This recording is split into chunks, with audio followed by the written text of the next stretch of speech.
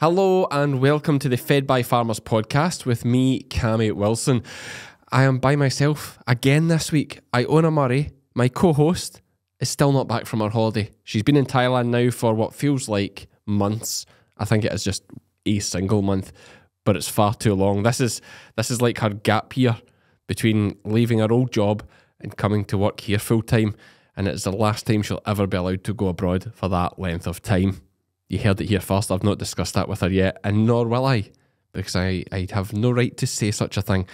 But it's just how I feel inside, and I share all my inner, most deepest thoughts with you guys here on the podcast. Now, this week on the podcast, we have Heather Wildman.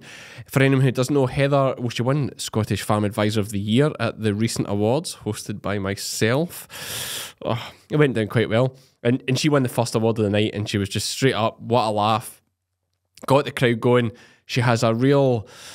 She's charismatic, you would say, and you're going to see that a lot in this podcast. And I dare say there will be a lot of people listening who decide to take her on after hearing her story and what she can do for farms and for families. And our main focus of this podcast will be talking succession. So although, as I say in the podcast, it doesn't really apply to me at the moment because I have nothing to inherit, many people listening to this podcast may be in a situation where they haven't had that succession discussion yet, and this might be the catalyst or the kick up the backside that you need to get going.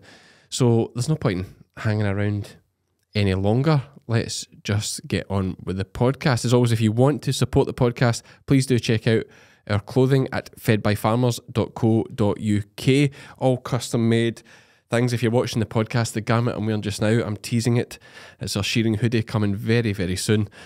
But without further ado, let's start the podcast. So we're joined today by Heather Wildman, award-winning, I was going to say farm advisor, is that the correct term?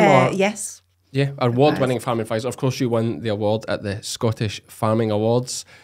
How was the host that evening? He was awesome. Yes. I did worry about, I think you looked terrified that I was never going to let you go, Cammy, to be fair.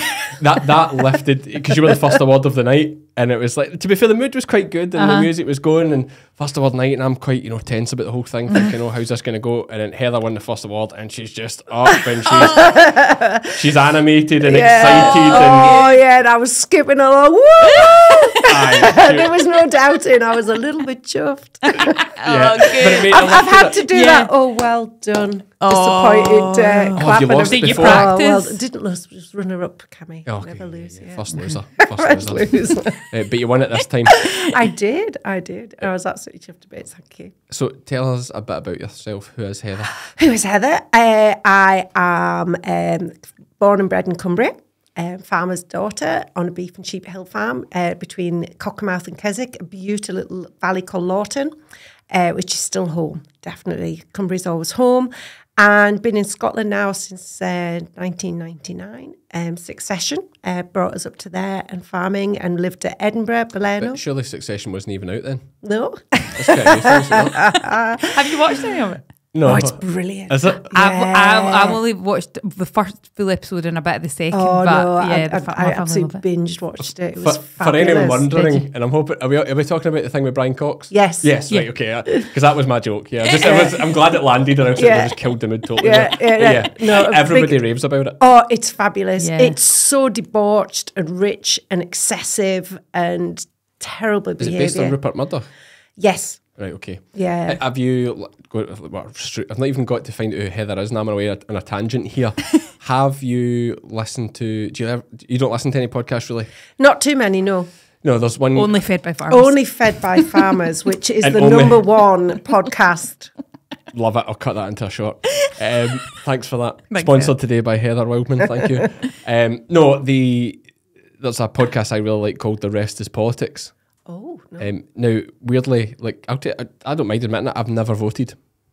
Never voted in a general election or a Scottish election. Never voted. So independence? I've voted in independence, yes. So you have voted? Yeah, that's why I clarified it and said never voted in a general election. Yeah, so I have voted. Okay. I've voted once in my life, and that was it. That would have shocked me if you hadn't voted in that one. Yeah, of course, I'd be disappointed anyone didn't vote. Well, I'm disappointed in a lot of people. Well, actually, do you know now I've had time to reflect on it? I was probably wrong at the time. What did you vote for? I voted for independence. And I still think an independent Scotland in an ideal world would be great, but I think we need to learn a lesson from Brexit. And like any sort of relationship like we have, like Britain had with Europe, or like we have with England, if you leave, they've got to make you suffer. Or Yes. others will think it's a good idea to leave. So, for example, if we left and we prospered, Wales would be like, do you know what, we're going to leave as well. Yeah. And then Northern Ireland. we have although equally- I think there'll be a united Ireland before there'll be an independent Scotland, 100%. I do think that will happen. But yeah, I think now we'd be mad to go independent because they would punish us so much. Like they would crush us. They would absolutely crush us. Yeah. So yeah, that's my cheery What were you bit. going to say about the rest of it's politics? Yes, so sorry. Yes. I did a tangent on a tangent. That's what happens here. Mainly it's because of Iona. So the rest is politics. Great podcast. And for me, the rest is like politics in the UK is like my version of watching Keeping Up with the Kardashians. Like it's so ridiculous. It's a laugh. So like I find it so entertaining. Like listening to them talking about like Boris Johnson and Richie Sunak and all these guys that are like running the country. It's like, how did we get into this mess? I know. And I find it just hilarious. So I listen to it because I think it's great crack. And it is like it's hard to believe it's real. It is. Like if it was a TV show, you'd be like, "Oh, that would never happen in real life," but it's happening. Yeah. So I listen to that, and they're quite good lads too. Well, they come across as good lads, but they do a show called Leading, a podcast called Leading, which is different. There is some politics in it, and they speak to politicians, but it's basically speaking to leaders in different fields. Whether it's Anthony Joshua in boxing, although he's not much of a leader now, he's kind of number 3 or wherever he is. But you know, spoke to him. They've spoke to Angela Raine was a recent one who actually was very interesting, her background. Like she came from nothing. Like finished school with no GCSEs. Her mum couldn't read or write. Really? Yeah, used to have to go round to her grand's for like once a week for a bath, and they all shared the bath water. Very, very interesting story. And she was a carer and built her way up in the unions. Anyway, I'm not here to sell Angela, but they did one with Brian Cox. Finally. There we My go. God, let me Got just to check. the end of the tangent. 4 minutes. Oh, that was a tough ride. 4 minutes to get there. I didn't know. I didn't know where you were going with it, and I was there with you every step of the way, but I didn't know when we were going to come out that tunnel. Thinking back through what just happened, that it was too much. That was a lot. It was a bit much. But That's anyway, okay. We're just excited to have Heather here. yeah, the rest is politics leading. They did an interview with Brian Cox. He was very pro-independence, I must say. Surprisingly, he was very pro-independence. But yeah, he was good. He's quite opinionated. Yeah. I thought he was perfect for the role he plays in Yeah. Succession because he's quite boorish. And I don't know if you saw, he was actually just in the news yesterday saying that he would never do Strictly Come Dancing because it just makes it's too much of a joke show for him. Really? Yeah. My His dream. brand and his image and everything. He's quite a cool guy ever since, Braveheart, I would love to do Strictly Come Dancing. That's my dream.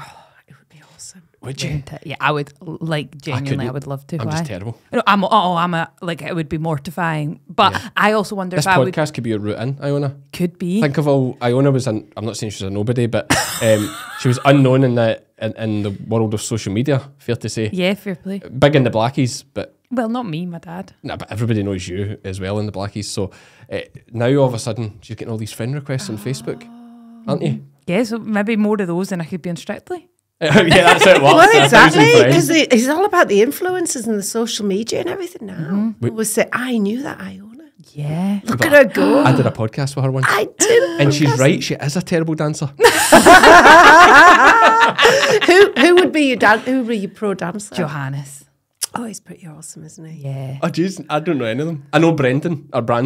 Brendan. Brendan. He's aye. the best. He's done really well. he's on a judge that. now, isn't he? Yeah, he is. Yeah. He's Yeah, fab. he always used to be really nice. Yeah, he is. Yeah, but I don't know. And Anton de Beek. Anton, I know him as well. And I know Allianz. Brendan's left, hasn't he? I know, I was Brendan's just left. thinking Oh, there, who's the judge? Anton. Oh, Anton's the judge. I was Anton's thinking the Brendan. judge. And there's a really good look one called Aliash.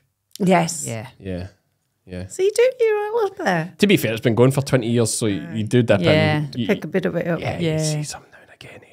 It's good. You dip in now and again. But yeah, So there you go. Brian Cox. yes, Brian Cox, Succession. I interrupted that. And it was Succession that led you up here. To Scotland, yes. Yes. And was it Beleno worked for the Royal Hound Education Trust for a wee while there, which was great. Then we moved to New Cumnock, sunny Beirut of Ayrshire, where we were there for 15 years, and now in Kirkcudbright. And started up my own business in 2014. Saviour Associates, and staff management, motivation, and recruitment, and did discussion groups at the time. And I wrote a leadership program for the young farmers, Cultivating Leaders, which I have to say I'm hugely proud of. Which you have met some of my Cultivating Leaders, Iona Smith. Tell me, Iona Smith, one of them? Yes, Well, she's big in the women in agriculture. Yeah, we'll need to talk about that as well. Yeah, she's a star. So, well, they're all stars of the cultivators. So yeah, been really good. And what do? I just talk a load of nonsense, as you probably gathered today. Wing it, Wildman. Fake it till you make it. And hey, you're in good company. Hey, that's why I thought you're perfect for this. Because I mean, look at us. So what are those things, Winging Wild? Wing it, Wildman is basically, whenever an opportunity comes up, whether you know what you're doing, whether I'm a Scooby-Doo, one word of advice I got from a great man, Alan Beckett, was, Heather, if the door's slightly open, kick the bastard in and just say yes. I love it. And just say yes and go for it. And learn on the way and learn damn fast. And I think that's great advice, because if you've got to wait till you know everything and are confident, the day'll pass or somebody else will be in and you'll have put it off. But it's funny you say that, like, or you're confident, but like I would take from what you're saying there to be confident. Yeah, oh yeah. You know, and put your big girl pants on, smile, walk it, talk it, live it, breathe it, and you will become it. Yeah, I like it. Oh, God, I feel like motivated. that. Is this part of your motivational speaking? I haven't started that and yet. do you do a fair bit of motivational speaking? Yeah, I probably do, but don't sell it as that, because I don't think what I do is motivational or anything. I'm just me and just crack on and chat on. But if I see somebody and you can see something in them, why wouldn't you just support them or encourage them or just give them that little push? Because it's amazing how many people it's been, you're talking about Brian Cox, and you know he's got that real charisma and you can see it, and he wouldn't go on Strictly because it would be little him kind of thing. But what I've found as you go through your career, how disappointing some people are when you get higher up through the chains in a company and organisation. You think, oh my God, these people are brilliant, you know, they know everything, that walk on water, and then you think, oh my God, it's bullshit. You know, it's complete. Can I swear? I use a lot of terms. But you know, there's so much wanky piss and corporate words and it's just terrible. Oh, that is just a build up I just did not expect that at all. Yeah. Oh, I like that. That must be a Cumbria thing. We've got that out the way fairly quick. Let's get that, set the tone. Yeah. But you know, and I just think, God, Heather, you know, if you just walk a little bit taller and learn a little bit more and a little bit smarter, you can smash this. Yeah. You know, because a lot is belief. You crying. I just totally threw me as well. It's not what I expected you to say. It's not something I've ever heard before. But anyway, that was good. I'll leave it in. It's amusing. It is an adult podcast. But like, I'm a big believer in what you're saying. Like, confidence is everything. See, like, people are always impressed by confident people, even if they don't realise they are, and they're maybe a bit intimidated sometimes as well. Yes, it is a fine line, isn't it, of confidence and arrogance. Absolutely. And the amount of people saying, "Oh God, Heather, we thought you'd be dead scary. You know, you're quite intimidating." And I'm thinking, what? Yeah, I can't be, surely. But then that's people's perceptions based on probably how they are, you know, their own insecurities, projecting that on how they view you. Yeah. And yeah, it's lovely. The young farmers, the cultivating leaders, seeing some of these young ones come in that won't say boot or goose, terrified, and I'll drop them, you know, spur of the moment, you've got to do a vote of thanks, you've got to do this, that and the other, and not thinking how terrifying it is just to speak without preparation and planning, and see by the end of it they've got to do a presentation in front of the Highland Show directors, sponsors, parents, whoever, and they're just shining, and you know, and giving someone that lift and push and encouragement. Oh, it's fab. So it's a pretty cool job. Yeah, no, but speaking in front of people is horrible. Says you. But even for me, like, I'm not the worst See, at that it, award, you were just so natural. You look so comfortable and really at home on the stage. And your jokes and your stories, it was just so real. It was lovely. I honestly, I appreciate that. And people are always very, very nice. And, Yeah, I don't feel like it's very good. I'd have said if you were shy. I know you would. You actually would. That's the thing. And it felt were really, really good. And hopefully get a chance to do it again next year. But funny you touch on like fake it till you make it. And that is very much me when I'm doing public speaking. It's like I'll stress about it for the week before, not looking forward to it. Never look forward to it. And you worry. But I learned from a very young age, and I can't remember. I think maybe I've spoke about this in the podcast, or I spoke to you. I was speaking about this recently, I should say. And I learned from a very young age that confidence is everything. So it used to be no matter whether it was like stand for, like I used to speak a lot. I probably did, I mentioned this before, but like borderline ADHD, I couldn't stop talking in class or pay attention to anything. So the teacher would often, to keep me involved in it, would make me stand up and read out passages and things like that in the class, especially in English. I think I played like 3 parts in Arthur Miller's The Crucible. Is it The Crucible? Was the one with the witches? I don't know. Is it The Crucible? You're on this one. Yeah, I think it's The Crucible. So I think I played. Say with confidence, I believe you. It's all about Salem witch trials. All right. Very popular play. Anyway, I played like 3 parts in it and I loved it. But it was all about, oh man, stand in front of the class. But see if you just got up there and like boom it out, folk are like, wow, this guy's. And so the confident. reaction from the audience as well gives you that other boost, doesn't it? And then that'll play to your other ego and side that you think, oh, that got a reaction and that didn't. Once they laugh at the first joke, you're in. Yeah. Yeah. First joke was a good one, right enough. Wasn't mine, but it was good. I said I failed. Well, I led in saying I failed all my exams, so it was a natural course to be a police officer and blah blah blah. It says I couldn't believe it when the results came in. Opened up, I'd even failed RE, which is religious education for anyone that doesn't know. And I remember just looking at it and thinking to myself, Jason Christ. Boom, boom. Good day. There's one. Chop that. So, yeah, your motivational speaking, your teaching leadership or nurturing leaders. What about the farm advisories? Are you doing actual, like, do you do IACs for people and things? Oh, no? good God, no. Nothing practical and sensible like that. No, Really? I do. Okay. I do all the soft skills. The soft skills. So it's all about people. My whole business is about people. So it's about staff management, motivation, team building, succession, family succession, But and that must be resilience. It's no. Or you just really. coach them, you just go and speak It's to them all about just talking and getting people to chat and open up. My whole business model is about vision. Because I was laughing at one of your podcasts that you've been on and saying that you'd read a book and you shouldn't have goals because they're demoralising and everything. Yeah. I challenge that because I'm a big one in goals and everything. You should review them and sort of review how you're doing. But I'm a big believer in goals. So vision, where are you? Where do you want to be? How are you going to get there? And then communication, who do you need to communicate? What do you need to communicate? How do you communicate and how often? Different things like that. And then collaboration. Who have you got with you? Have you got the skills? And how do you get where you want to be?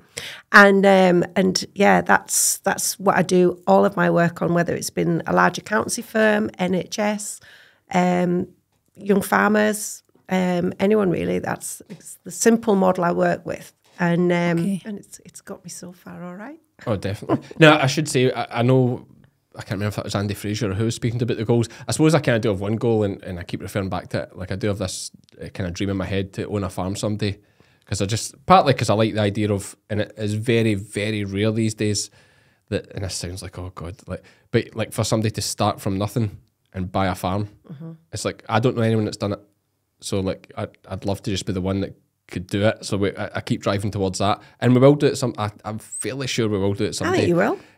So we're still but I don't believe in. Yeah, I don't really. But it was a great book. I can't remember what it was. I read one of these motivational nonsense things. I sometimes listen to them in Audible, but it was you always get wee nuggets. Yeah. And their thing wasn't about. So don't set goals because then you can fail, and it demoralizes you and sets you back, and you think, oh, he's all about setting up systems in your life. So like if you keep doing the same thing, the results come. So just set up productive systems, whether that be, I'm going to do I'm not going to set a goal that I'm going to have 5,000 listeners on this podcast by a set date. What I'm going to do is I'm going to do a podcast every week, the best guests I can possibly get. We are going to do a podcast every week. I said I there too many times, sorry. We're going to do a podcast every week with the best guests we can possibly get, and that is my system. They don't turn up, you call in the likes of me and... No. I just speak to Iona. But that is the system. the results will come. Do you know what I mean? I don't set a goal. I don't say this podcast has to do that. But do you not think failure can be good? I think there's too much holding farmers and agriculture back because the fear of failure, the fear of their pride. And there's I've forgotten, there's many entrepreneurs and philanthropists that will not entertain you if you haven't failed at least 4 times. Because if you've never failed, you've never tried hard enough, you've never pushed yourself. And, you can't win every marathon, you can't get every contract, you can't, there was, and, this thing at schools now that there isn't winners and there isn't losers. That's bollocks. In life there are. Participation medals. Yeah, in life there is winners and losers. And it's how you react to that rejection, to that failure that really defines your personality going forward. And it's what you learn from that failure. So I think, was it the wrong goal? Was it the wrong strategy? Was it the wrong approach, the wrong preparation, the wrong team around you, whatever it might be? But then you learn. And if that goal is still important to you, then you tweak Alter your system. But I would argue, like I've had a lot more defeats and losses than I've had victories. And even when I used to run, I was a very good runner. Hardly won a race.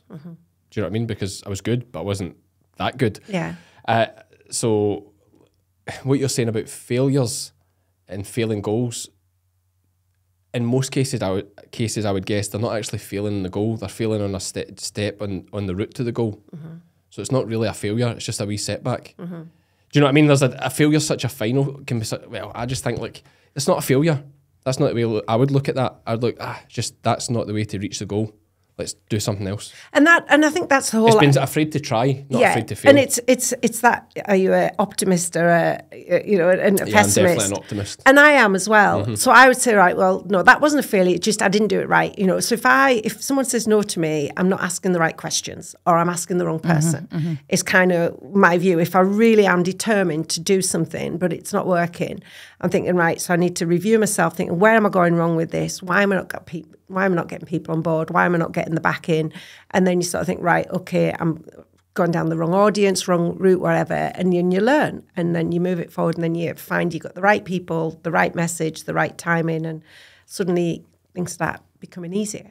I think as well, when you mention about there's a lot holding farmers back in terms of fear of failure, and I think it's what's sort of different with farmers is if they fail, it's much more public than say. Oh, we loved farming over the hedge. Whereas we can work away on things ourselves. You can see if they've sowed something wrong or the fertilizer spread has not been set right or something. Can't you? The strips and everything, and it's there for weeks and months, isn't it? So have you had quite a lot of farmers come on board? Yeah. Oh no, I've got some great clients. I have, and some pretty tough ones. But I've worked in agriculture all of my career, and I've had some great character building jobs, I should say. Been a sales rep in farming. Really is quite insightful, and different personalities, how people are with you and how they treat you. And God, I've had some tough gigs and been pretty abusive and stuff as well. But then I've also had some great relationships. When I was sales repping in Northern Ireland, I would only be 22, 23, selling capital plant bulk tanks. It was when the Milk Marketing Board disbanded and Milkmark came on, and I was quoting for every other day bulk tanks. And so I was only young, selling capital plant, anything from sort of 16 to £50,000, a young lassie in Northern Ireland. And God, we had farmers. I had to go every Wednesday for my supper. And they would check up on us, and I had to go here, there and everywhere. And they even came and visited Mum and Dad when they came for the holidays to the Lake District. It's so different how you're regarded in different parts of the community and everything as well. So, no, it's been good. Yeah, and part of the reason that I thought about yourself, not just because you're such a fun character and so positive, was because of a little comment I made that seemed to really strike a nerve with people, and it was the twice a boy, once a man thing that I put on Facebook and various platforms. And I did not expect it to be, it gets such a reaction. It really, really struck a nerve with a lot of people. And someone tagged you and said, should get you on to speak about succession. And it's a thing that I know nothing about succession, because it doesn't really apply to me. Hopefully one day it does. Hopefully one day I'm successful enough that it does. But right now it doesn't. And certainly I have nothing to inherit. So, I don't need to worry about that. But what is succession? I suppose succession is the transition of a business or a legacy from one generation to another. It's succeeding the business.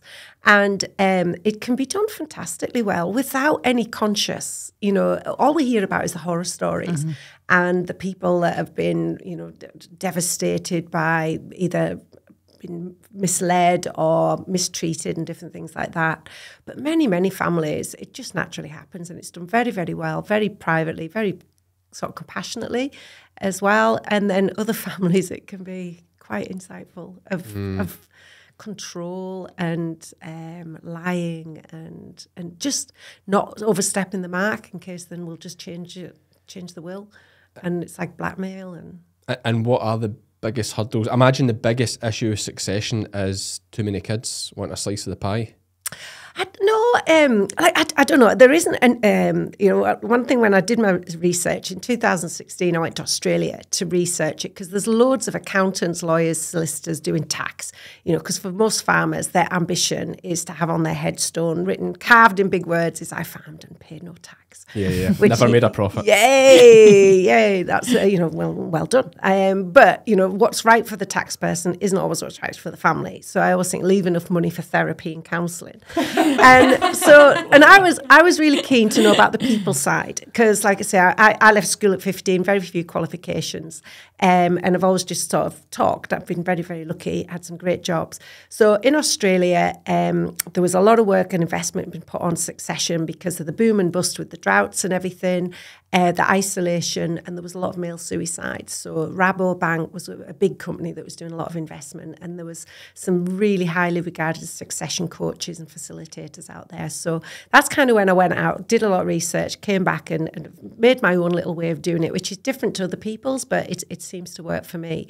But some of the biggest hurdles is it's so emotive, the land, the value of it and everything as well. And that entitlement to, I'm the best person to farm this going forward. It should be mine. It can't be split up. It has to be one person. Other times it's, there's just a challenge of personalities, different values, different working ethics and everything. And young bull and old bull don't get on. And one's controlling, the other won't let them in.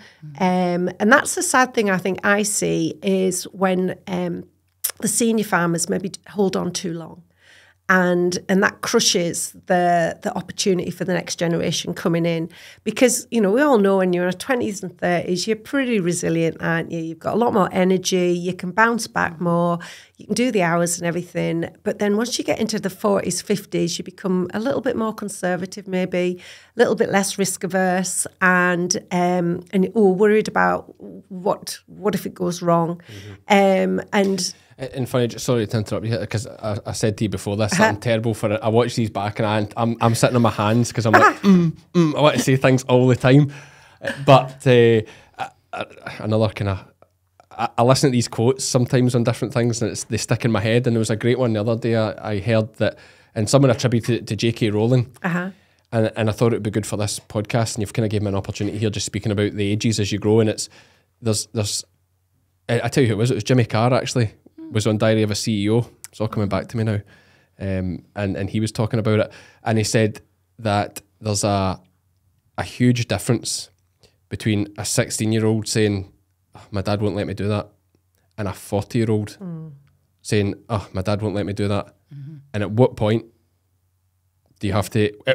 At one point at 16, we say, oh, that's fair enough. But then when you get to 40, you're like, well, that's your problem. Do you know, it's the difference. At 16 you say, well, fair enough, it's your dad, you're only 16. But then when you're 40 and you're still saying that. If you're not able to control and implement and do, and that's so, sometimes you've got to be, you've got to be really careful to generalize everything as well, because some people don't want the leadership, they don't want the responsibility. They're very happy being told what to do. And often that's fine. And then it moves on to the next generation. It can miss the ownership of one generation because it just naturally goes on. But I think it is sad when it breaks people and controls people. But you were saying, is it, too many people want a piece of the pie? Not always, because I've seen some really, really small businesses, like incredibly innovative and entrepreneurial in how they make an existence, and a really decent existence from a fairly challenged small holding. And then I've seen other families with significant property, significant wealth, significant enterprises and different things that just feck it up. Destroy it because of greed, because of, I was down on one farm, beautiful, and the dad had just been able to identify opportunities south of London, and he just got land and then managed to get planning on it and things, and millions became multi-millions, but they had dairy, and they had very, skilled family, but 3 boys, and, different skill sets, all of the boys, they each wanted one farm. They had numerous enterprises, and it was like 2 kids. But they all wanted the same farm? Yeah, the same one farm, even though there was all of these they could be millionaires. Huge opportunities within their own. And it just reminded me of kids at home in the living room when you've got a farmyard and everything. No, but that's mine. No, but that's mine. But I want it. But no, that's mine. And, it was bizarre. And you're thinking, God, you've got all of this, but we're fighting over this. What's stopping you replicating it, taking some money, selling off and replicating this in your own entity, in your own name, in your unique style? Why does it have to be that? But, I'm not emotionally attached as they are. And that's where you've got to be careful not bringing your own unconscious biases into it, I guess, and be respectful of their emotional attachments. But, it does beg a belief sometimes. And what is your role in that situation? It can vary from pacifier and consoling and counsellor, but facilitator. So I facilitate the meetings, ensure everyone has a chance to speak. The family's there plus you and a lawyer? Sometimes there's a professional there as well, an accountant or solicitor or land agent. It depends really on the family situation. So for example, the one I was on last Friday, it was a mum and a son and a daughter. And that one, sadly, the dad had died. And mum had inherited it all, got her estate and everything done. And she'd not really had any of the freedom of the finances or everything. So suddenly she was in a position of wealth, and life insurances had paid out and everything as well. And the son and daughter, there was 10 years difference between them, very, very different individuals. And mum was wanting to have the chat with them now to make sure that they knew where they were and that she could prepare and plan for them so that because she knew they would struggle to get on. There was a big age difference. There were very different friendships and sort of interests, if you like. So it was how to manage it going forward and who would take on the farm and what did they want out of it. So that was quite a nice one, actually, and they were able to be very respectful.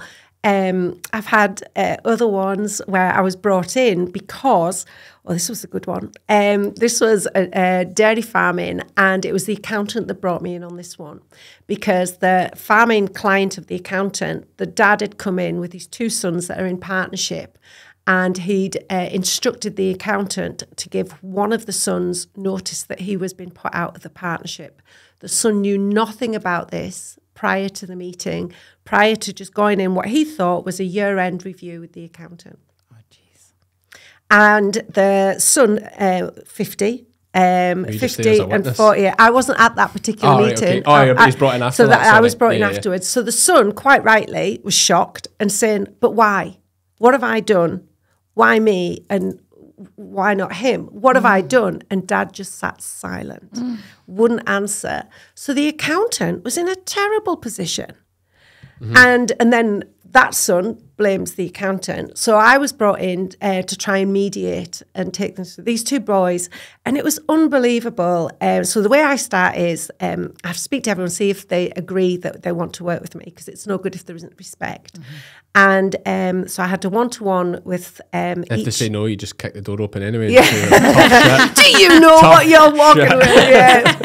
Yeah. No, sometimes it's if there's not a buy-in yet. Sit down. Yeah. All right, I'm in charge here. You had your chance to cooperate. I have had to do that. Yes, Yeah, that was love mother. it. I was a mother. Gosh, she was feisty. And Tell us about that one. The ladies. but these two boys, like 50, 51 and 49. So I send a questionnaire and I say, right, fill them out with your wives. And because the reason this partnership had broken down was the two wives had had a fight in the garden. One fight had physically assaulted another wife. So the ladies are the fiery ones, so, right enough. So fair enough, there was a bit of a battle on, and one wife would have nothing to do with the other, and mum and dad were in the middle and caught out. So they had to kind of pick Can one. I just say, like, I know of at least two families, farming families in Ayrshire, where that's a similar story. So like, I bet you there's loads of people listening to this that can relate. Like the wife's not getting on. Yeah, and this is not a downer on the wives at all, because Quite sometimes often it's the husbands themselves that don't go on, of course. But it's funny how that can be. But it was amazing. So I sent the questionnaires out and I said, you must fill these out with your partners, because often the in-law or the outlaw is more business savvy and can influence the debate. If they haven't brought it up in the family meeting, it can unravel everything down the scene. So we'd all filled the questionnaires in, and these boys were absolutely adamant. They were very, very different. You could not have seen two forms filled out exactly the same. Each thought they were the best person. They ran the farm. They made all the others. The other brother was an idiot, waste of space, lazy, did nothing. We do this, and this. And it's like, you couldn't have made it up. And then we had the interviews via Zoom at that point with the wives and everything. And then, but yeah, there were, and Dad did not want to choose one son over the other. And that's what it came down to. So then we went through a whole heap of scenarios in the kitchen with them, just with the sons and mum and dad. We didn't bring the daughters-in-law in. And sell it, do this, one buy the other one out. And it got to the point, right, if we're going to, let's buy it out, because Dad wouldn't make the choice between them. He says, I can't choose one son over the other. So, right, you each need to go and get financial, do a business plan, and come up with a proposal of how you can buy the other one out. So the one that was really confident, all the talking, it was amazing when we eventually, a year down the line, sat down with the solicitors in the meeting. His solicitors, he'd given them no information. His solicitors were completely in the dark, because I said, and I said, but we've done this, and this, and all these reports, and we've done the valuation, and we've agreed all of this, and this client, your client has had the chance to do this, and he goes, I think I need time with my client, and it was bizarre. It was just all bluff. And he hadn't done anything. So the other son, the dad, ended up voting for the other son, because he'd gone to the bank, he'd got a professional dairy consultant to do the business plan, and he was up and the other one pleaded, but I haven't had a chance. And so it was really interesting. But he looked the stronger, more professional, had all the talk. But when it came to doing the business acumen and everything, the other one had got his ducks in a row, got a strong team, he'd got his vision, communicated it, and he had his collaboration of advisors and people around him. But I did tell him, be careful what you wish for, because you're the one that's now farming in partnership with your dad. The other one's got the cash, got a heap of cash, and is free to go off and do whatever. And I keep ringing him as well. And I just said, be careful what you wish for. And I ring him up every now and see how he's doing. He says, oh God, Dad, this, and I said, well, you've got to, just put those rules in place. So no, it's a hugely privileged position, because you do get the warts and all. And and listen, there'll be so many people be able to relate with that story you're telling there.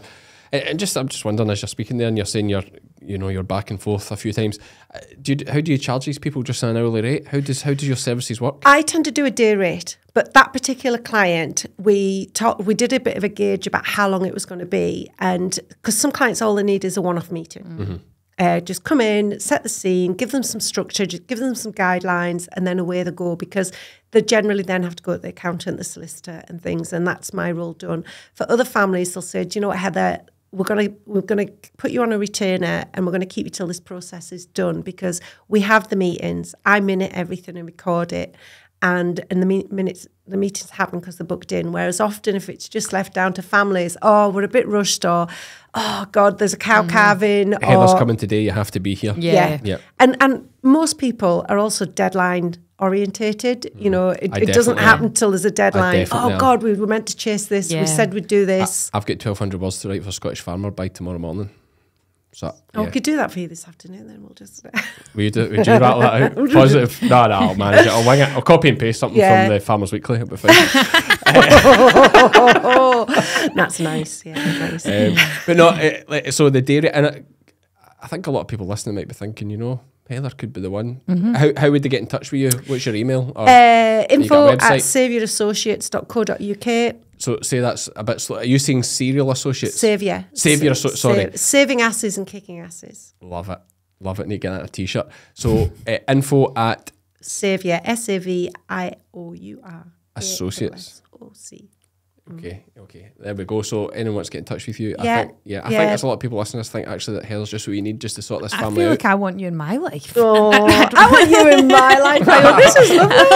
Feel the warmth. You guys are too nice. It's I can like feel your the dad's warmth. got it sorted. Yeah, the warmth and the love. But it's and what we're lucky with in Scotland, I know your listeners are worldwide, and I am very up for a trip to wherever in the world. I'm jumping in again. We've got 5 listeners in Iraq. Or 5 downloads in Iraq. What? Yeah, no. Iraq. Isn't that amazing? Mad. I'm not, I'd love to go to Iraq.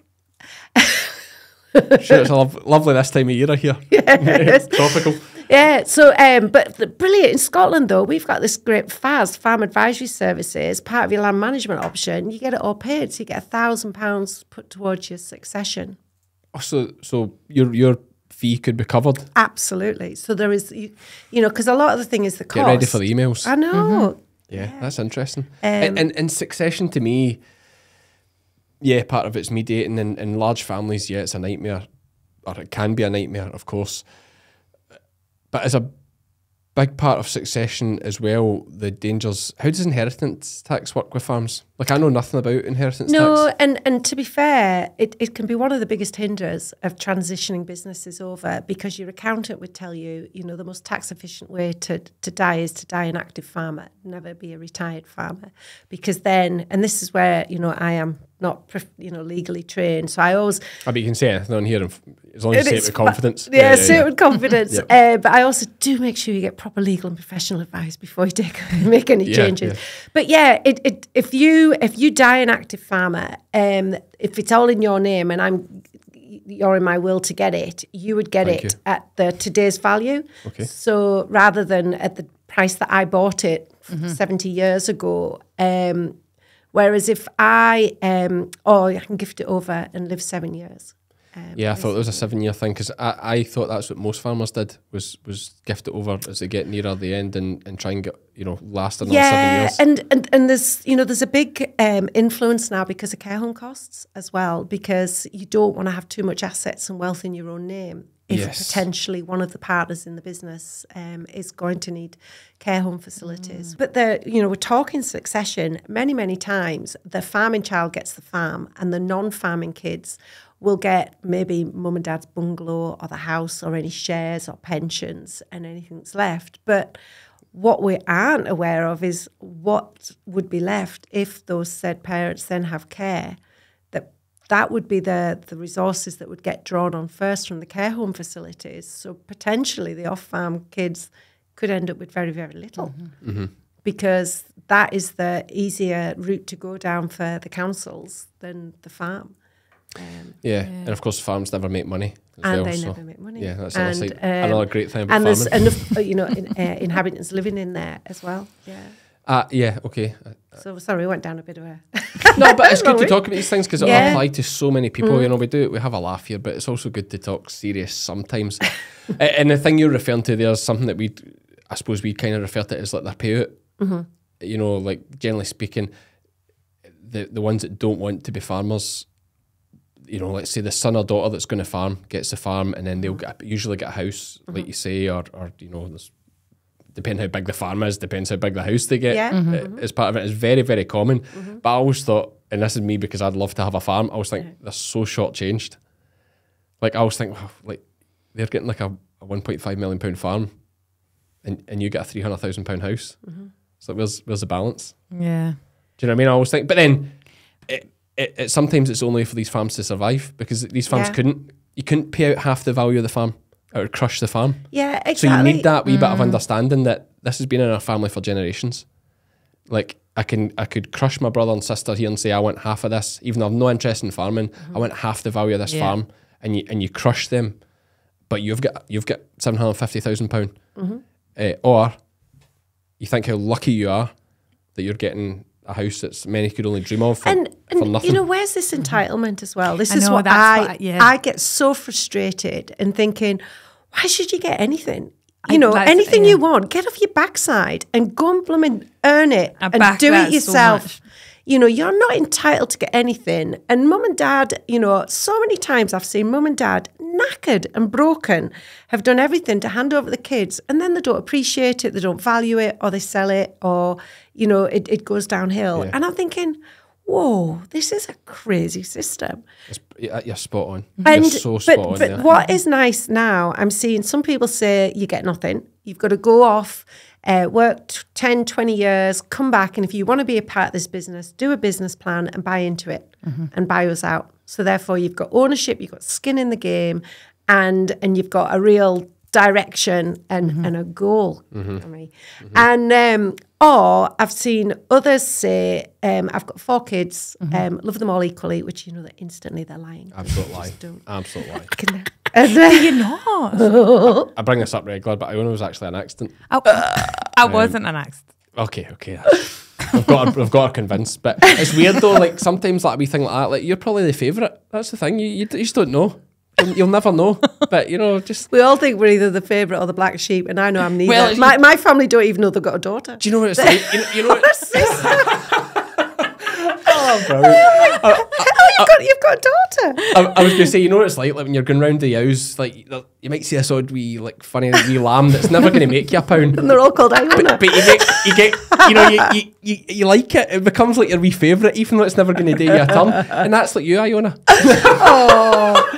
I can see why you come to work every day, Iona. That's a great analogy. Actually, you're like the wee sway back lamb that everybody loves. Oh, bless. No. So, you know you should do it with you. Nap it on the heat and just get it done. So some families, they will say it's got to be split 4 ways. And I've seen that done, and you can see the farm kid aghast and thinking, what am I going to do here? And I said, well, that's fine, as long as you know from day one. So whenever you come into the partnership, then one of the really good ways of doing that is to value everything on that day. And then that is what that farming kid knows they've got to pay out at the end, after their second parent's death. And you can also put a timeline after the second death, because you know, you hope, well, it's a good incentive to keep your mum and dad alive, isn't it? As long as possible, put them in the freezer. And but also, it depends. You know, we don't know. They could live 30, 40 years, depending on the age they are. It could be really tragically quite quick. So sometimes you maybe need a little timeline to how quick you're going to pay that over. And then that farming kid, anything they add value is for their family and for their business. So it really, really incentivizes them to get stuck in and everything. And then they know they've got however much money to pay out, so they can start either putting money into other projects, other businesses, buy a house, and you know, they don't have to wait till death. If they come into money, they can pay the siblings off sooner. And I've seen even some families say, well, look, you know, you're going to have to wait longer. What we'll do is give you 20, 30, 40,000 pounds now to get you started, because the farming kid is able to play with their legacy instantly. So you could either buy a house, put a deposit on a house, start a business, extend a house or whatever, and mum and dad can see those children doing something as well. So, but there's often a caveat in that if the farming kid does sell the farm within a certain time, that they then have to pay some of the uplift to the non-farming children that took, as you're right, they maybe had to share a 400,000 bungalow between 2 of them, whereas the other one got a £2 million farm. So that's very fair, though. Yeah. That's very fair. And then it should be about keeping the farm going, not about because they're not going to get necessarily huge income from it. And a lot of the off-farming kids, they just want to be able to see the farm continue, to be able to bring their kids to play and things as well. Or if there's planning, they get an uplift and things that is at hope value or something as well. So you can put those little caveats in. So that's quite clever, I think. But then we have had other families that, one child gets it.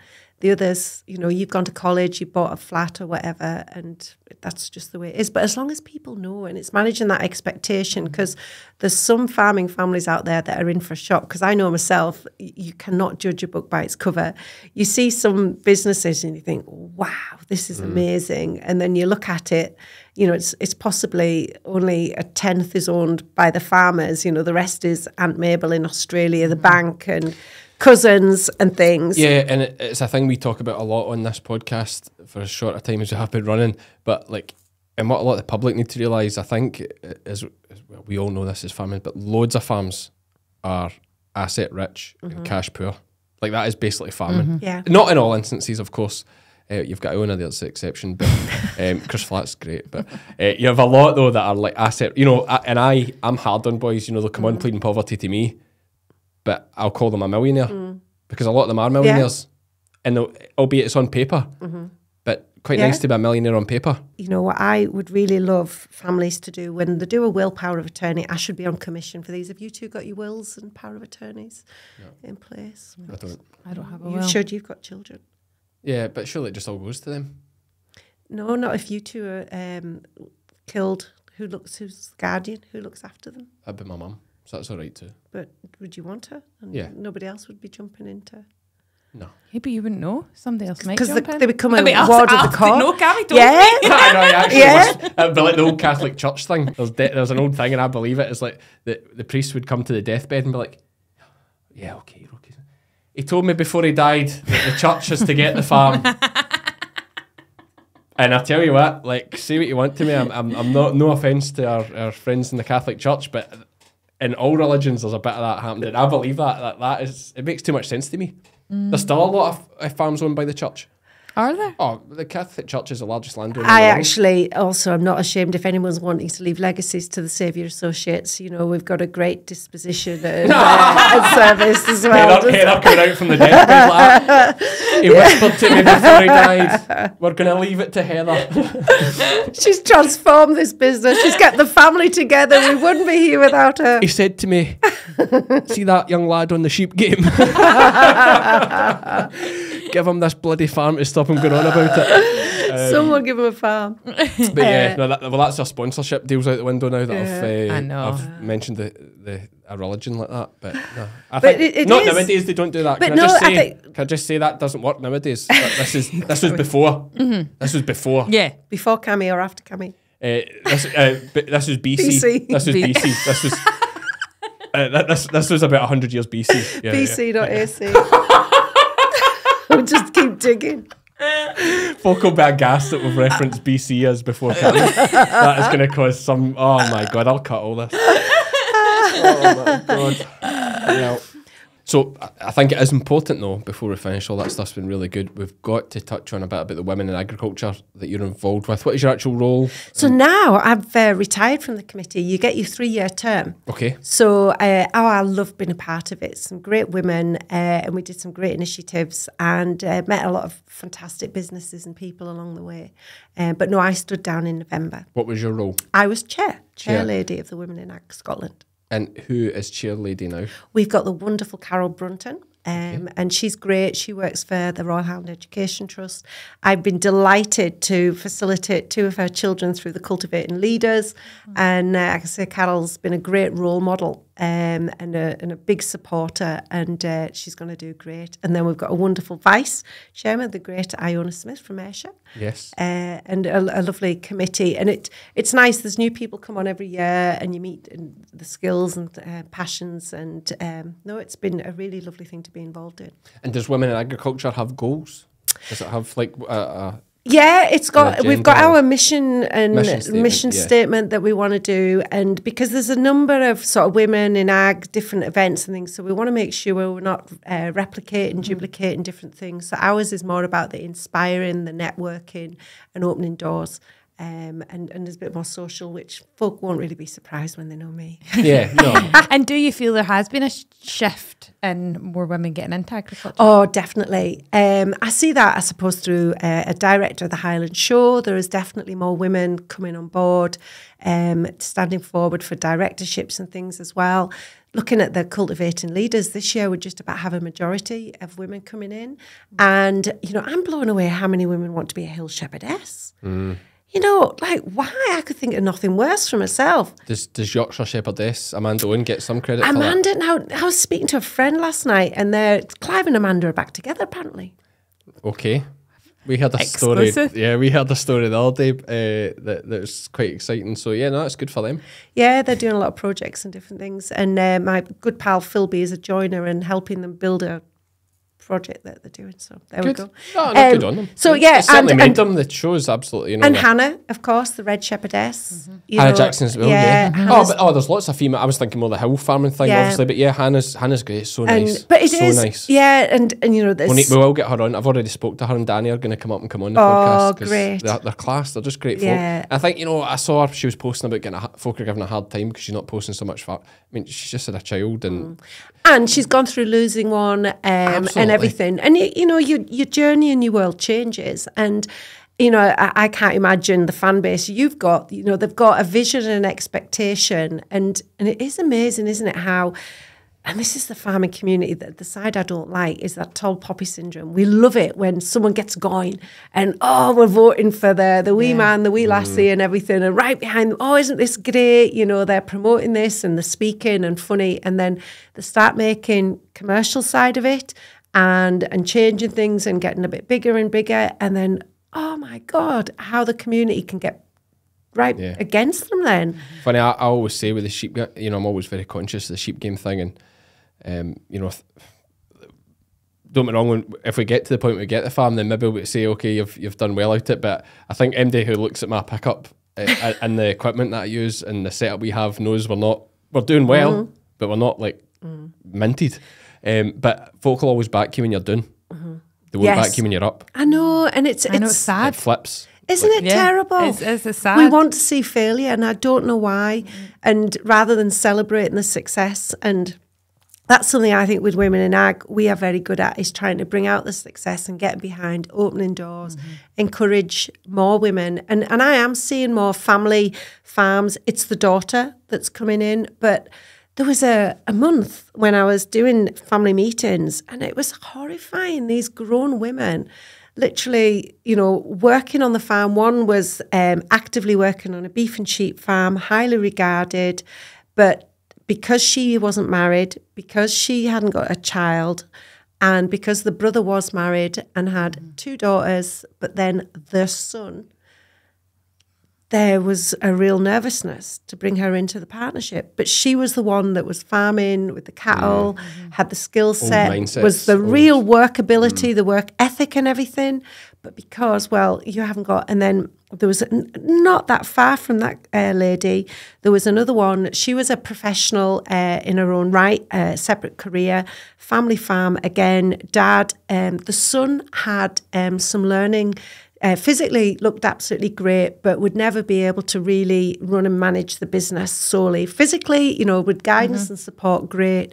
But he was also vulnerable to being exploited by women because he was very kind and caring.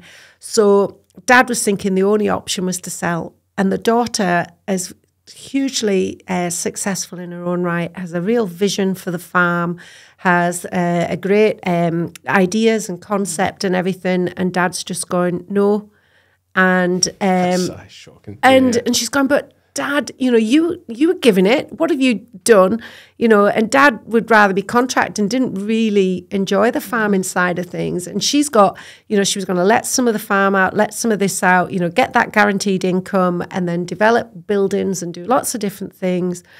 And I don't know whether he was afraid that she would be more successful than him. Yeah, sounds like it. I don't know. And I really felt for these women. You know, they were women and that were basically waving up there and just been overlooked, not seen. And I think that's a shame. For me, it's not women should get every opportunity. The right person should be the person that gets the opportunity. And if that is a woman, bloody let them do it. Do you know, one of the great things that still is in farming, in generally speaking, those examples, of course, isn't, but it generally is the right person. Say it's a lambing job or a herding job or whatever. Now, the awkward thing, if I compare it to like the police, for example, whereas the most discriminated against person in the police is the white heterosexual male, because there's loads of us. So no department needs you to make up quotas and balance the diversity, if you know what I mean. Whereas there's only 20% of cops or something like that are females, maybe 1 in 5. So every department's wanting a female to, you know, but like CID was always desperate for more females to balance it up. Whereas the guys applying were at a disadvantage straight away. Yeah. Even though they might be more able. The girls, the girls were just yeah, well, we were just hearing a friend of ours, their daughter was wanting to train to be a vet, but because she was from parents that had both been to university and employed, she had to get higher grades than someone else whose parents hadn't gone to university and a different postcode. And I'm thinking, to be a vet, to study to be a vet. And the grades, the different hoop that had the qualification, it's a bonkers world we're living in. I don't even know how that's allowed. No, isn't it? That's there's a name for that. It's the postcode. Postcode lottery is what they talk about. Yeah, discrimination, postcode discrimination. But it's where it's.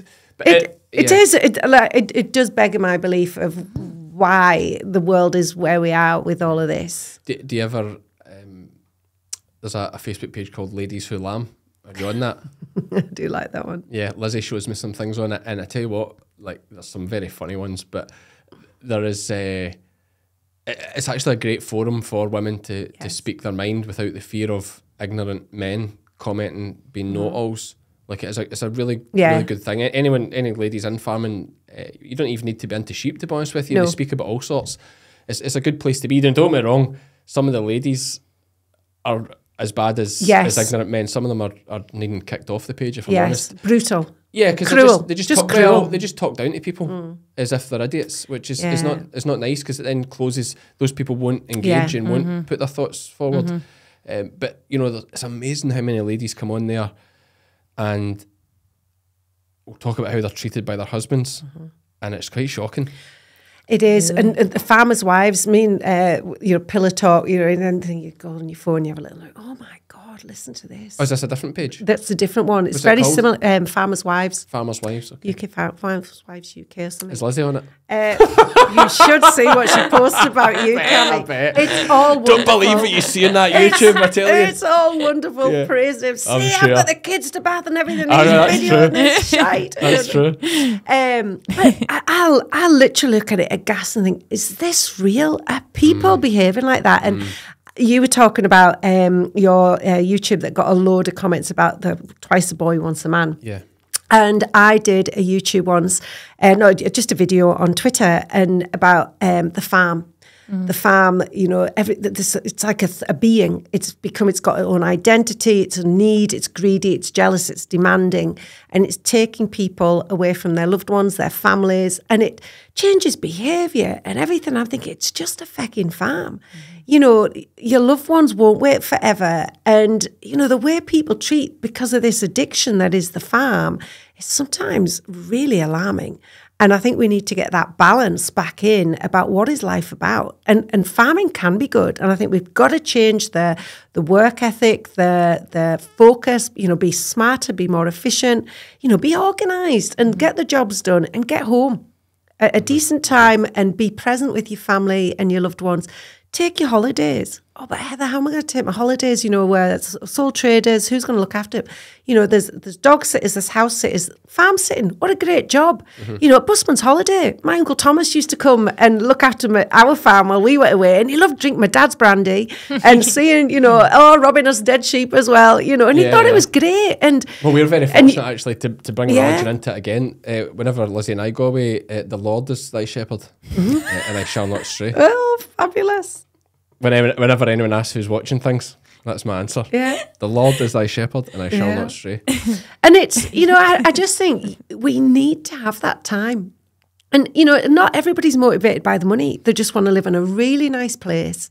Farm. I don't think many farmers are motivated by money. Oh, there's a few. Do you think so? Oh, there is a little bit. But it's been realistic about what the farm can bring you. And then go and do something else to bring the rest of the income But in. what do the farmers that are motivated with money do with the money? Oh, buy more. Yeah. And so not really motivated by the money. Bigger. And Yeah. the Joneses. They're motivated by success. They're not like they're not. It's not about. It's or not keeping up with the neighbours and perceived yeah, success. that's a big thing. Yeah. Perceived success. Yeah, but Or buying that really expensive tup or bowl. yeah, but like, I still don't think that's about being obsessed with the money. I think that's more being obsessed with growing the farm with success and appearing successful. Yeah. But money allows you certainly an easier route to success. But hard to I be don't think you could be a successful farmer without money. with money, like with cash. Oh, go on, Iona. Tell me more on this one. Well, You just don't know enough dairy farmers. I just feel like to be Or a arable successful farmers. farmer, you need to be putting that money back in. Reinvesting it You back need in to the keep business. pushing forward, definitely. So I Yeah. feel like to be a successful farmer, you're always going to be cash poor. Yeah, but then this is what it catches them up the She's a backside. bratty Black. You've been well brought up. Your Yeah. parents will be so proud of Oh, you. your there. dad will be listening. Go, you tell him, Iona. You tell him. But this is where they get caught with the breaks down when succession comes in, because they put every penny in to build up the farm, to build up the ground, to build up the infrastructure, to build up the genetics and the breeding. And then we've got a son or a daughter wants to come in, or someone wants to leave or buy it, and we've no cash. We've no cash. So I think, yes, there's a time reinvesting in the business, because that's growing value, adding value, building your assets, building your net worth. But then there comes a time where you need to start thinking, right, when do we start investing off farm to then allow other options and things as well? Yeah. No, 100%. Something I just want to cover for my own learning while I have you here, and I can ask you anything, is how does inheritance tax work? So you said you can it dodge generally doesn't. It doesn't. So does anyone that's- pay inheritance tax? Oh gosh, yes. And some people get caught out. So I was what is it speaking. like if your assets are worth over $1 million, you pay tax, or what's the threshold for so inheritance tax? and there's I come from a long line of poor people, so so this is where we really want a good accountant or solicitor answering here. And I know some of my professional colleagues will be going, no, Heather, don't say anything. say it with confidence. Say it with They'll believe it. confidence. Yeah. But that you have an allowance that you're allowed, and your marital allowance, and a lot depends. This is where some farmers that have diversified an awful lot have got to be really careful, because you don't get the agricultural relief if your diversifications bring in a greater income than your farming. Okay, interesting. So there's a lot of myths and everything with this. So I was down in Hereford last week and speaking to a farmer, and he says, oh my God, Heather, Dad eventually died. He's been trying to die for ages, this old boy, and he eventually succeeded. And he said to his son, had kept saying, come on, Dad, we need to get this will sorted. We need to get these assets sorted out. No, I've never paid any tax. But because he was retired and because he wasn't the active farmer, the son has to pay £250,000 inheritance tax. Now, this is the good bit. You have to pay your inheritance tax before you get your legacy. So the estate and everything, and I haven't got all the legal terms of what it's all called, but the probate and everything, you have to pay your tax that is due to the government before you get your inheritance.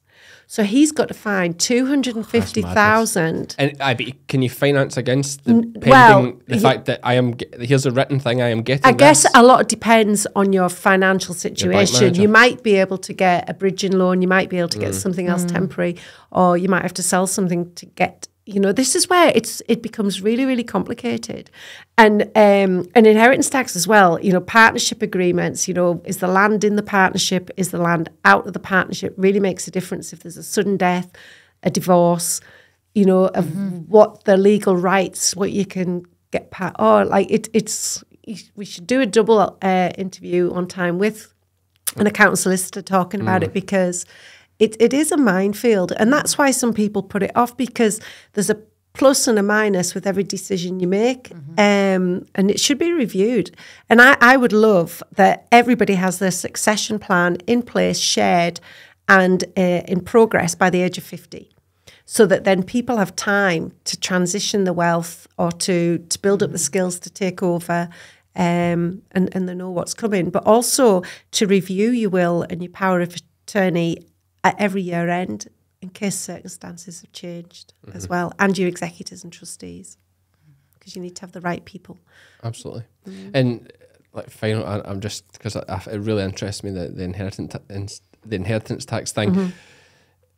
What is the threshold? Did you say you didn't say what the threshold was? I think is it 750,000? Is it as low as that? So 300. It's changed. It has it, and it's different in England, and it's you know, there's different rules in different sides But it's as not well. much in farming terms. No, You know, but if you're an active farmer, so I'm the farmer, and you're going to inherit my farm, I can leave a £7 million farm to you, and there's no inheritance tax if I gift it on death.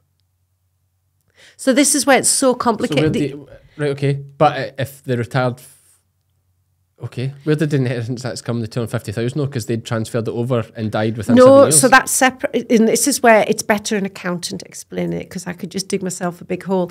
But that's where it's really important. People have the conversation sooner than later, because some people are fine, and you know the advice might be just wait, be patient, and get it on death, and then it's valued at today's valuation. And for others, because of where because you could gift money, you know, you can gift quite a lot of money away, and as long as you live the 7 years, but then you have to make sure if you've gifted my business to you that I'm not benefiting from it, because you can't gift it away and then benefit from it as well. So you've got to be really careful that you understand. That's why advisors are needed. Yes, and I could not not advise. We're going to get a lot. Do you know Margot Scott? I love Margot. Would Margot Scott be qualified? Oh, to talk she'd about be that? brilliant. Yeah. Is that her kind of Margot McGill? McGill, yeah, like McGill from Better Call Saul, which is a great TV show. Yeah. But, right. Okay. So. Margot would be great to have in here. She does all that. Success. Yeah. Like, yeah. Right. Okay. And I think Margot would come in. And Margot and an accountant. If you've got a bro accountant, something that's not dull as. Right, get an accountant. So just say any sort of farm accountant. My accountants might come in. They listen to the podcast. Yeah, well, they would love to. Shout out to Gordon and Eleanor. Yeah, just back from my cruise. Oh, accountants going well. They're good accountants. Yeah. I paid for the cruise. I better just say I'm joking on that front, because they're very, very good to me. Yeah. Where was the cruise? It was they started in the Bahamas or Barbados or something. It was like it's not like a povo European thing. Would a cruise appeal to you? Do you know, I wouldn't actually mind a cruise. I was saying this, I'm not really a holiday person. I get stressed out. And I actually went to the rugby, and I went to Paris. I was there and back in 16 hours. We had 3.5 weeks for that. There you go. Well, in the fun bus. We took the motorhome down around France. That was cool. Oh, wow. Yeah, but I just hate going away. Like, so I was Are you hefted to home? I just don't enjoy it anymore. Just too much to do. Oh no, that's a bad frame set to get into. I don't think it is, because I'm so happy. Oh well. Like, I was saying this to somebody, like I am. But is Lizzie? Does she like holidays? No. Oh right, okay. So that's not. Lizzie just likes work too. Like that's how, you know. But that is a lucky match, because a lot of people would struggle with that. And that is really key. I chose Lizzie for a reason, you know. Like, not saying she chose me too, but like I think we've mentioned it here before. I've been married before and divorced because of the farming and doing, dispatch, just going different ways. I was never, I was a police officer, and then I started farming. It all went different ways. So I knew the next one had to be like-minded, or it was a waste of time, because all I want to do is work. The shedding gate, no, yeah. Well, I'd already. Funny, I've told this story. I think I told this story maybe in Lizzie's podcast, that she came and lamb for me.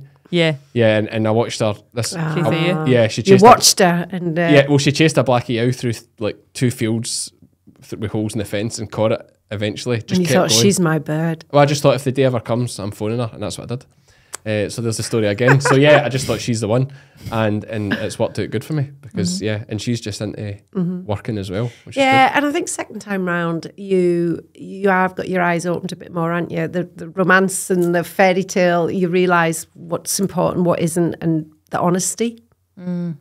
Yeah. You were young as well. I would say I'm worse now than I was, like, in terms of work. Like, I work probably more now than I did.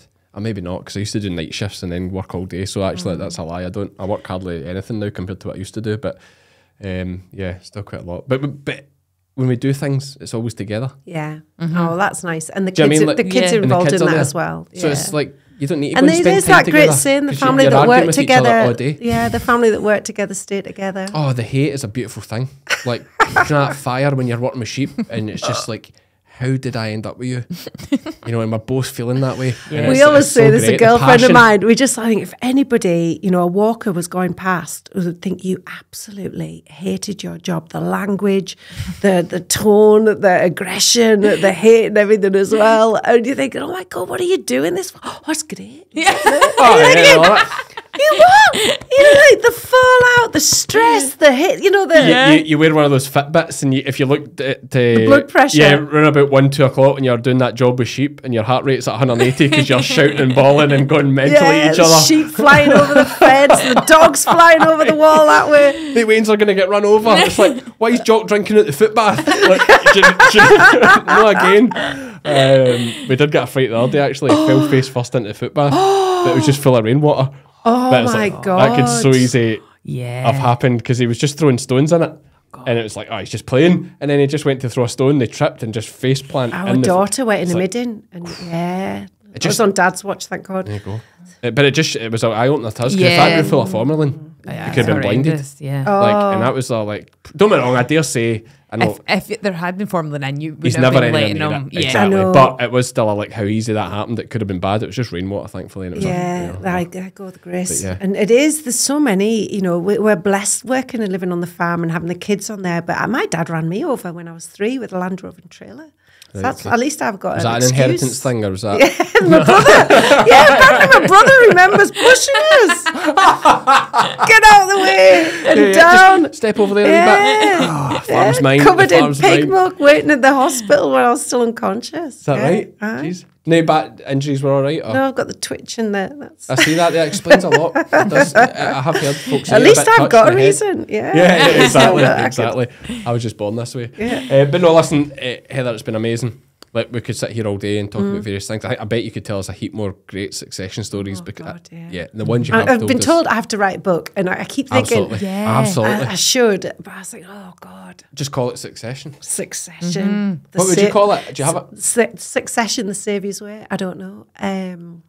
Confessions of a Succession Facilitator. Don't know. What would you call it? This is very open to feedback and questions. Yeah, give us some Suggestions. suggestions for Heather's book. I'm trying to Because think of a clever you were thing. saying Yeah. the other way folk can get me, there's podcasts and different things as well. I've done, if anyone wants to hear, but there's the Saviour's Guide to Succession is a pack that people can read and have a go through, and it's some really good tips and tools and things as well. So they can download. And can I buy just that. clarify, are you the saviour? I am the saviour. Very religious, this podcast. Yeah, Controversial, Yeah. that as well. it is. Like, she you know. thinks she's a saviour. I think she is as well. When the only one true saviour is our Lord and Father Jesus Christ. Jason. Jason. Missed that trick there, didn't I? Oh, I missed that I one. was hoping the whole Oh, time. I missed that one. I So know. He's going to bad. walk I in. know, he's gonna gonna do walk it, he's in, gonna and do he it. I can't believe I I didn't know, say it that. was Lord That and was Saviour Jason beautiful. Christ. You've That'd been so disappointed good. me. Yeah, Okay, no, I might cut that in it later. just goes to show Iona listens. Yeah, I might cut that in later, just pretend I got it right. So that would have been such a funny ending. But anyway, yeah, I'll probably need to cut all the bit about the Catholic Church and all that. It's quite controversial, but anyway, sponsors won't like it. Nah, leave how it you in. do. Leave it in. What would Joe Rogan do? Cut it. Aye, he probably would.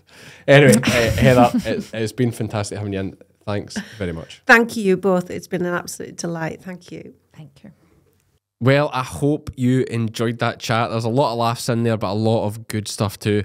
I feel like I should comment on my comments regarding the Catholic Church. All very light-hearted here, folks. Let's not get too upset. And I did a bit of checking. The Catholic Church is the second largest landowner in the world after King Charles, and they have 177 million acres. So quite impressive, guys. Well done to big up the Pope. Well done. So that's it. I've said enough. Stop now. Stop. Thanks very much for listening, folks. Hope you enjoyed that. As always, if you want to support the podcast, please do check us out, fedbyfarmers.co.uk. Click the subscribe button if you're watching on YouTube. If you are listening on your podcast player, please hit that follow button so you'll be notified whenever we post new podcasts. Thanks for listening. See you for the next one.